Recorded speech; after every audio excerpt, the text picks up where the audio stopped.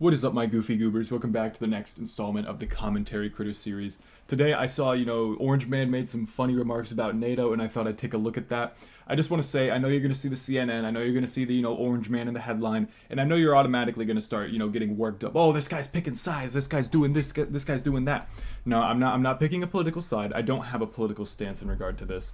And all things considered, if you've picked a team in politics, you've already lost the game. The moment you've picked to play for one team, you've already guaranteed you're going to lose half the time. So I feel like it'd be much better to just listen to the points people are making rather than who it is who's making the points, okay? I just want to point out, we're not watching football here. There is no defending the honor of your home state's football team. You have the choice to be Republican or Democrat, and no matter where you live, you probably have Republican politicians, you probably have Democrat politicians, and you probably have third-party politicians who you probably haven't even heard of because they don't appear in the news as often.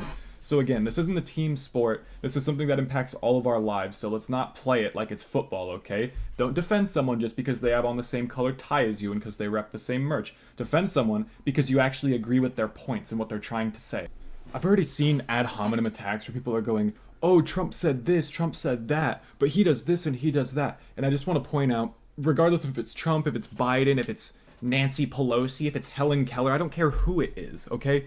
What matters is the point they're making, not who's saying it. If you know what the word ad hominem is, then you understand what it means, which is you are attacking the person themselves instead of their argument. If someone says 2 plus 2 is 4, it doesn't matter how angry they are and what their mustache looks like and what point in history they were born. They're technically right about that, okay? It doesn't matter who makes the point as much as it is that the point stands on its own 2 legs.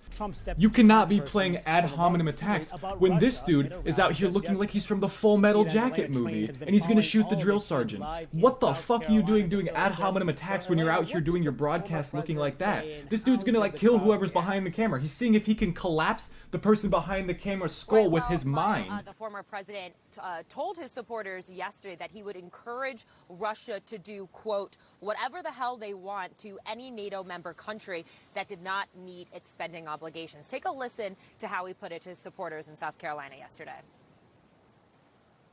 One of the presidents of a big country stood up and said, well, sir, if we don't pay and we're attacked by Russia, will you protect us? I said, you didn't pay?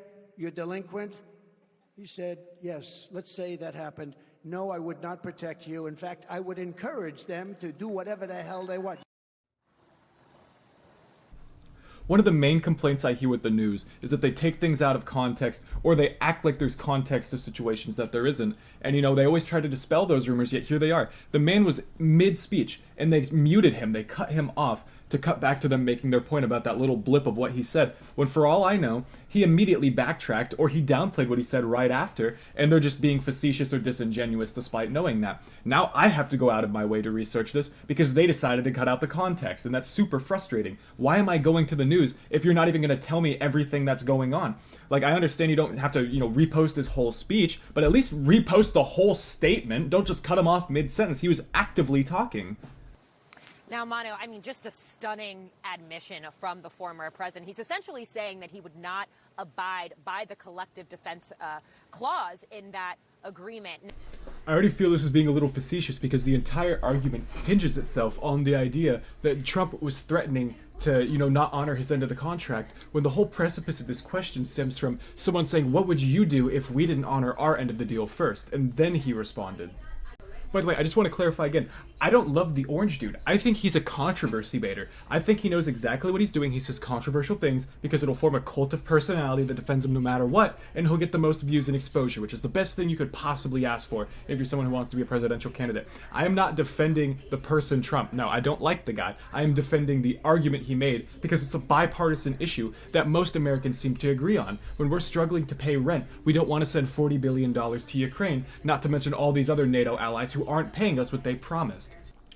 I don't think this is a concept that most people can't relate to, and I'm going to prove it to you right now. Imagine this. You are a contractor. I've hired you for $2,000 plus the cost of materials to install a bunch of cabinets in my kitchen. You get there, you start doing the work, you've installed most of the cabinets, and I tell you, hey buddy, look, I'm not going to cover the cost of materials, and I don't really use these cabinets that much, so honestly, I'm thinking this is only worth like $250 max. I know we agreed on $2,000, but I'm thinking more like $250. If they're not paying you what you agreed for, you're not a charity, so I really don't think that you're going to go in and keep building those cabinets day in and day out, and then when they ask you for a new job the next time and give you a contract, you're probably not going to sign it. There is no reason in my mind that the United States has to be the global border defense charity, especially because, no one is giving us anything in return. What do we benefit from giving all these different NATO countries billions of dollars of our taxpayer money? It doesn't come from the government, it comes from the taxpayers. Why are we as citizens paying billions of dollars a year to support countries who do nothing but insult us, who do nothing but undermine our foreign policies and our international policies? Like, what are we doing this for? We are literally helping someone who wants nothing more than to insult us. I mean, when you're asking someone to provide a service that you agreed to pay for and then chose not to, not only are you basically robbing them, you're asking for charity while robbing them. And that doesn't make any sense. And you're not asking the US, the money capital of the world for the money. You're asking the taxpayers who can already barely afford the average mortgage with a dual income household. So no, I don't think Russia should invade NATO, but if NATO was so concerned about Russian invasions, you think they would pay the dues they already agreed to for the security. And if you can't even afford, $2 billion a year for the US to defend your border, it probably costs us more than that to defend your border. It costs $2 billion to get like a handful of tanks alone and transport them.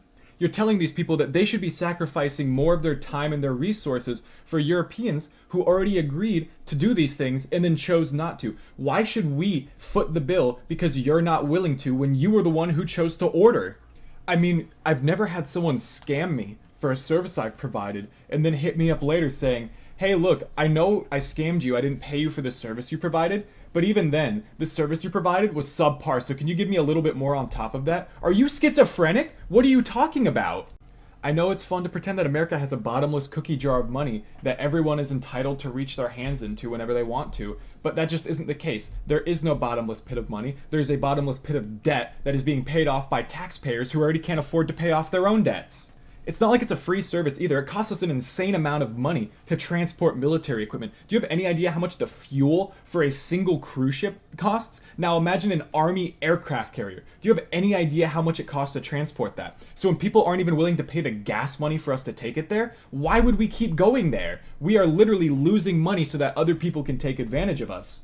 For there to be an agreement, there has to be two sides who uphold their end of the deal. And yet they're sitting here talking about a question where the whole precipice of the question was, what if we don't uphold our end of the deal? And to that, Trump responded, well, then I won't uphold mine. He didn't threaten everybody that, if I'm raising dues and if you don't pay up, you're getting stomped by Russia and I'm going to give them the big old thumbs up while we do it. No, he basically said, if you don't honor your end of the agreement, we won't honor ours, and we're going to laugh while you reap what you sow. That is a completely different thing. And if you want to see how this goes in the real world, again, hire a contractor, agree on a price beforehand, then don't pay them, and then when they obviously blacklist you, call them and say, hey, that thing I didn't pay you for isn't even as good as I wanted, so can you come give me more free upgrades to the thing I didn't pay you for? And see what happens. I guarantee, even if they didn't ask for anyone to harm you before, they're going to be preying on your downfall now because that probably pissed them off with how entitled and ungrateful you were.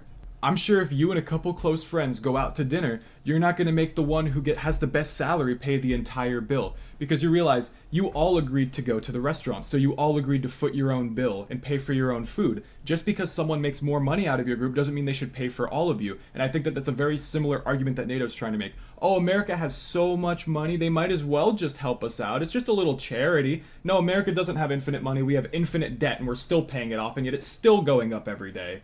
I don't know what kind of clown world we're living in where people feel like they can just not pay for a service and then have some sort of leg to stand on when they want to complain that the service they never paid for wasn't provided for them.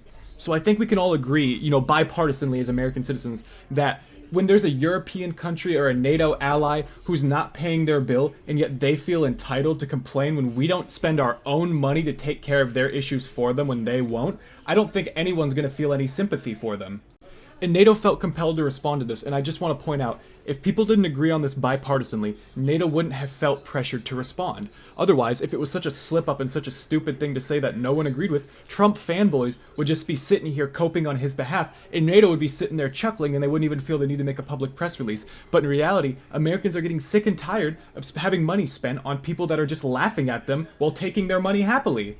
So to these NATO allies who are complaining to the US that, the contracts are too expensive, it's not worth the service they provide and they don't want to pay, I just ask this. What costs more? Does it cost more to build all the equipment for a private army where a single battleship can cost billions of dollars? Or is it a little bit cheaper to hire the US, who already has trillions in equipment, to do it for you? I don't want to condone Trump saying that people should attack NATO allies who don't pay their bills. That's a little bit of bullying, and that is some controversy baiting. He's just trying to get views, and I think that that's a ridiculous thing to attach to what is actually a valid point. But at the same time, we cannot act like this isn't an issue that most people agree on, regardless of who says it. So again, just to summarize, you get what you pay for, and if you don't pay for something, don't cry when you don't get it, okay? No one is a charity. All of us are struggling to pay bills, and there is no bottomless pit of money. Again, there is a bottomless pit of debt that US citizens have to pay off, not the politicians who make these spending bills. So again, this isn't me being political. I'm not trying to make a political stance here. I get you're probably going to see the most controversial news network covering the most controversial political figure, and you're going to get your panties in a bunch, but that just isn't the case. I'm not being political here.